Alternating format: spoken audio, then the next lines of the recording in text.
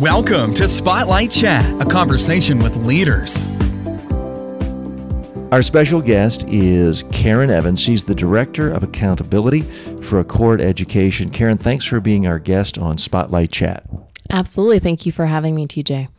You and your organization are increasingly known in the charter world for your summits. Tell us about the summits. What do you do in these? How do people benefit? That's an awesome question for me to share a little bit more, since this is something Accord has been growing. We have been involved in leadership summits for many years now, but we've really changed the focus in recent years. So I want to talk a little bit about what we've done this past year, what we're actually wrapping up today here in Las Vegas, and what we're planning for next year.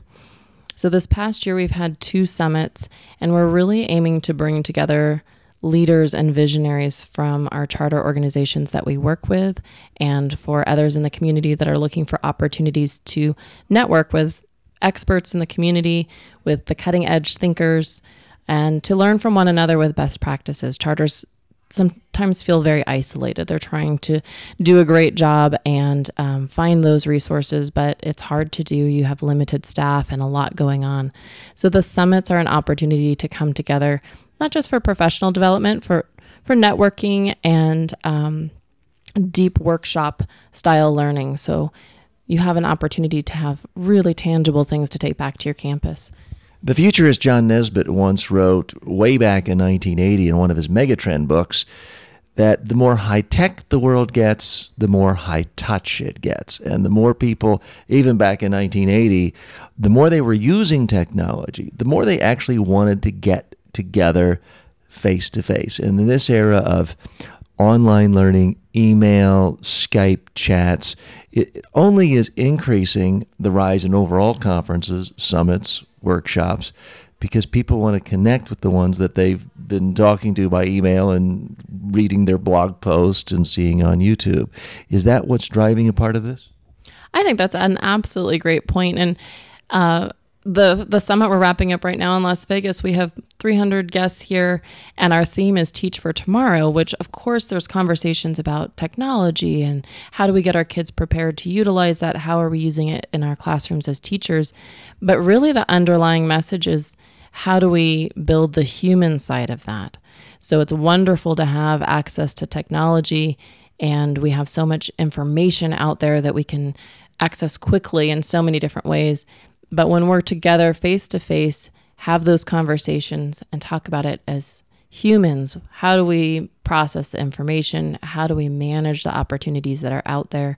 What's working well? That's a hard thing to do, I think, in a disconnected way. The technology can bring us together, but it's not the same as a face-to-face connection. Absolutely. It's not the same.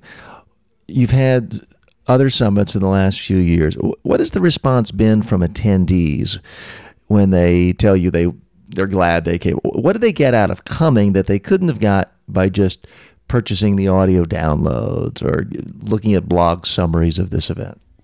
So a good example, I'm stepped out right now from a session with Lena Bankert. She's with Bellwether Education Partners, and we're talking about how you can grow your network and how to evaluate as a school, are you ready to grow? So they have a tool where you do surveys and you crunch data and you can get a really nice report printed out and get some supports. But those of us in the room are given time to dialogue about that. An area when I'm thinking about my organization that is kind of a hot spot, an area we want to grow and strengthen, I have an opportunity to discuss that with another school that's had success in that area. What worked for you? Help me problem solve this. And I think that face-to-face time, and we all face similar challenges in the charter world. We're all having fantastic success stories in the charter world. So being able to brainstorm and digest, and again, that's something that we do for the Accord Summits and we'll implement with our Accord Conference coming next year in 2017. Time not just to get a little snippet from somebody, oh, that sounds like a great product, but time to really dig in and think how I will apply this to my campus and its own unique situation. Now, Accord Education is a relatively young company, less than a dozen years old. You service a lot of schools in the charter school movement as opposed to, I guess, regular plain vanilla schools. One of the criticisms of many people in the education world is workshop summits, they all sound the same, nothing new in 20 years. You don't have that whole legacy to worry about. How do you come up with summits, workshops, conferences that are different, that strike people as, I hadn't heard of that before. This actually is new. We have a real advantage in that we work with 20 different campuses, Accord Education. So we've been surveying them. We've been working closely with them throughout the year.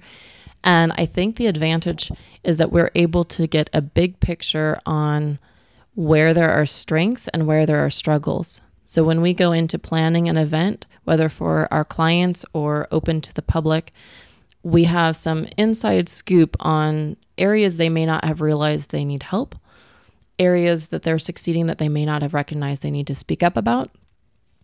And that informs how we're selecting our presenters, our speakers, our themes. We're basing that off of the actual data from our clients and their day-to-day experiences. I think often I've been, as an educator, I have 12 years of education on a campus, and I went to many trainings and many conventions, and I would say the ones that stood out were the ones that really either hit an area I knew I desperately needed more or introduced me to something that I hadn't realized how much I needed it. And Accord's really aiming to find those things and bring them to our guests. You have 20 campuses in 5 states that use your services, rely on you. What are their pain points right now?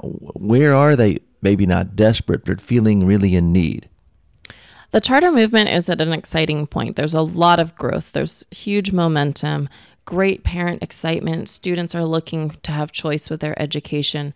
But with success comes a lot of growing pains. So you have 1 or 2 successful campuses. How do you make sure if you add additional grades or you add a new facility that campus maintains success and you continue to grow? There's also a lot of politics involved, and charter educators tend to be very... No. I know. Politics, the one danger word. Charter educators tend to be really passionate about education, and that's fantastic. That's what makes the movement thrive. But passion for education also means you need to be passionate about the context of education and be aware of the political environment. And while it's not a message everyone comes begging to hear, when they get educated on some of those issues and how to manage them and approach them and be informed, they definitely feel more empowered and can go out and protect the success they have and engage with their community in a way that enables them to grow. What are your plans for upcoming summits and conferences in the next few years? So we are excited to bring back the Accord Conference. This is an event that we have done in prior years and had to take a bit of a hiatus when everyone hit our recession. I don't know if anyone was impacted by that, ha ha ha. But we are stoked to be bringing that back. 2017, the Accord Conference will be based in Orange County, and that will be, I think of it as a for educators by educators event. There will certainly be sessions to meet administrative and organizational needs because our educators need their leaders to be strong. But we really want to focus on meeting the needs of our charter educators. We have a special track for 2017. We have a focus on STEAM education. So not just the science, technology, engineering, math, the STEM that's been so trendy, but integrating the arts, the communication, the expression side of things, blending that integration together. At Accord and nationwide, globally, we're looking at the future for our students and realizing it's an integrated future. It's a diversified future. It's something that we can't predict what that will look like, but we know that the skill sets our kids need have to be very rich. So our focus next year is a specific track on STEAM and how that plays a role in education. The organization is Accord Education. For more information, you can go to their website, accordeducation.org. We've linked to it in the show notes as well. Special thanks to our guest, Karen Evans, the Director of Accountability, which is a great title, by the way. The Director of Accountability for Accord Education. Thank you for listening to Spotlight Chat, a conversation with leaders.